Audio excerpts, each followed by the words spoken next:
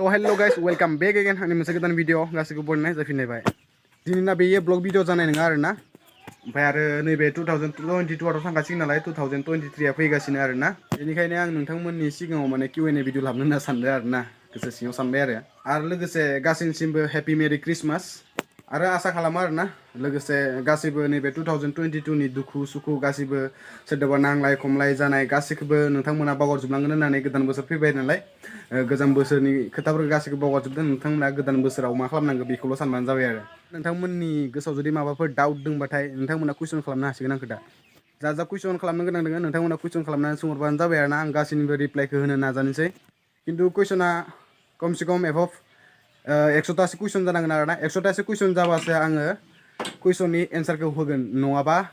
Q&A भिडिअखौ आङो लाबनो हानाय नङा माने बांद्राय खम जाबाथाय माने कुइसननि एन्सारखौ होनो एसे बरिं मोनो आरोना एसे भिडिअआव गोलाव जानायनि नोंथांमोननि कुइसननि एन्सारखौ आङो होनो नाजागोन आरो ओमफ्राय लोगोफोर दाल'सो नोंसोरनि बाजैया भिडिअ एगारदों आरोना बेनि फार्स्ट ब्लग नोंथांमोना नायाखैबाथाय थांनानै चेक आउट खालामना नायबानो जाबाय आङो डिसक्रिपसनाव लिंकखौ होनानै दोनगोन आरोना नोंनि फार्स्ट ब्लग ना मा होनदों नायनाङा होनदों मानसिफोरा नायनाङा होनदों नायनानै बयबो साबसक्राइब खालामना होबानो जाबाय आरोना दानाबा लोगोफोर मा खालामनांगोन होनदों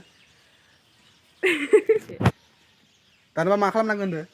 कुइसन खालामबा जाबाय बयबो लोगोफोर कुइसन खालामदो Q&A भिडिअखौ लाबनानै होनोसै नोंथांमोननि सिगाङाव